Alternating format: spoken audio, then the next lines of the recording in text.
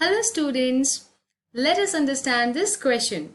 The question says, which of the following best describes the importance of biogeochemical cycles? तो question में हमसे biogeochemical cycle की importance के बारे में पूछा गया है कि वो किस ऑप्शन से बेस्ट रिफ्लेक्ट हो रही है. In option A we are given, they show how certain elements and compounds move through the environment and are continually used and recycled. Okay. Option B says they chart how biotic changes destroy unstable ecosystems. Option C says they describe how the adaptations of organisms change based on environmental pressures. And option D says they explain how energy moves through the trophic levels of an ecosystem. So, अब हम start करेंगे biogeochemical cycle की definition से. समझते हैं कि basically biogeochemical cycles जो हैं ये होती क्या है. ओके अब अगर आप बायोजियोकेमिकल इनका इतना बड़ा सा नाम समझने की कोशिश करें तो आपको एक बेसिक आइडिया यहां से मिल जाएगा. The bio here constitutes the biotic component, ठीक है, of a particular ecosystem. The geo here refers to the geology, या फिर हम इसको बोल सकते हैं, I'm simply writing the geo component or the earth crust. And the chemical over here refers to the element जो कि साइकिल का पार्ट है, जिसकी साइकिलिंग हो रही है. तो बायोजियोकेमिकल साइकिल क्या है? It is actually a pathway, okay, pathway through which an element is circulated through biotic and abiotic components. कहने का मतलब ये है कि ये पहली बात तो एक साइकिल है, तो इसका कोई स्टार्ट और एंड पॉइंट सच तो नहीं है, right? It's a loop, it keeps going on and on, right? तो इसमें क्या हो रहा है, कोई भी एक एलिमेंट है वो उसका कंटिन्यूअस एक्सचेंज हो रहा है. वो एक टाइम पे वो लिविंग सिस्टम में है और एक टाइम पे वो नॉन लिविंग कंपोनेंट्स में है, और दोनों के बीच में उसका एक्सचेंज चल रहा है. ठीक है, अंडरस्टैंडेबल. अब ये जो एलिमेंट है जिसका एक्सचेंज हो रहा है, ये डिफरेंट जगह पर प्रेजेंट हो सकता है. अब देखिए, किसी भी चीज को एक्सचेंज होने के लिए कहीं से एक ऐसी जगह होनी चाहिए जहां पर वो बहुत सारे अबंडेंस में प्रेजेंट हो, राइट? तो ऐसी जगह को हम बोलते हैं रेजर्वॉयर. रेजर्वॉयर जो है बायोजियोकेमिकल साइकिल में रेजर्वॉयर्स का होती है जहां पर element is present in abundance, काफी मात्रा में वहां पर प्रेजेंट है, और जब कभी भी उसका एक्सचेंज स्टार्ट होना होगा तो हम उसको रेजर्वॉयर से ही उठाएंगे. ओके जब कभी भी उस पर्टिकुलर एलिमेंट को हमें एक्सचेंज करना होगा लिविंग और नॉन लिविंग कंपोनेंट के बीच में, तो हम उसको रेजर्वॉयर से उठाएंगे. इसीलिए रेजर्वॉयर जो है ये एबायोटिक कंपोनेंट्स होते हैं. Most of the time they are the abiotic component of the biogeochemical cycle.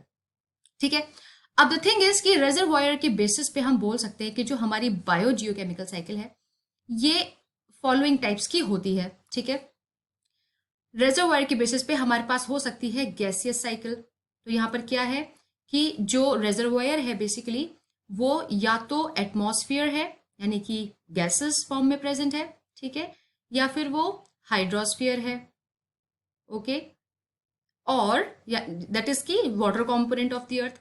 या फिर ये साइकिल हो सकती है हमारी सेडिमेंट्री. सेडिमेंट्री में जो रेजर्वॉयर है वो है रॉक्स. ठीक है, सेडिमेंट्री में जो रेजर्वॉयर है वो है हमारे रॉक्स या फिर अर्थ की क्रस्ट. ठीक है, अर्थ क्रस्ट, राइट? और यहाँ पर बहुत सारे हमारे पास एग्जांपल्स हैं. तो गैसियस साइकिल यहाँ पे मैं इसको 1 मानती हूँ, यहाँ पे 2.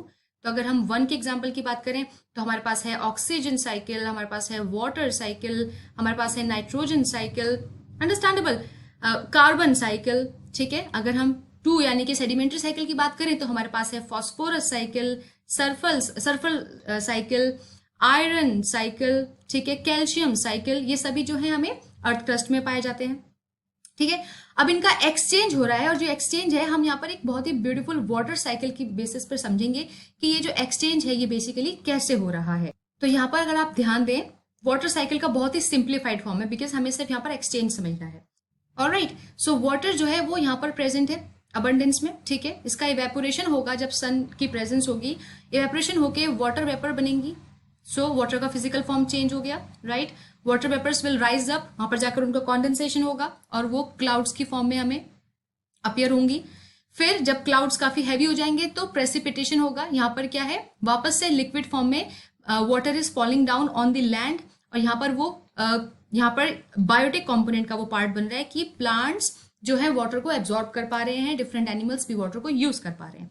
सो यहाँ पर हम क्या देख रहे हैं कि एबायोटिक कंपोनेंट यानी कि ओशियन एंड सीज, क्लाउड्स, ये एबायोटिक कंपोनेंट है, प्लांट्स एंड एनिमल्स ये बायोटिक कंपोनेंट है, और इनके बीच में लगातार इस वाटर का एक्सचेंज हो रहा है। This is a typical bio geochemical cycle.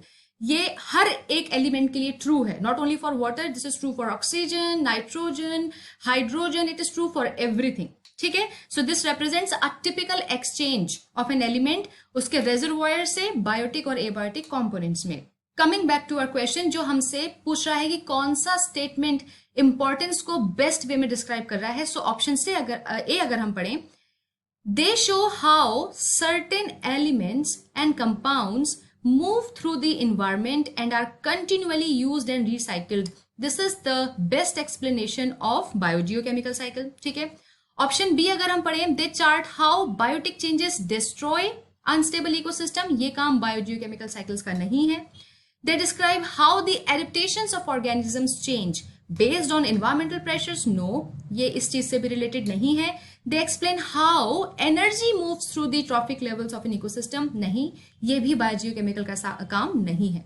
So from here we come to a conclusion कि बेस्ट एक्सप्लेनेशन बायोजियोकेमिकल साइकिल का ऑप्शन ए के थ्रू हो रहा है। Hence we can say that the correct answer is option A. Understandable? So I hope this question is clear to you. Thank you.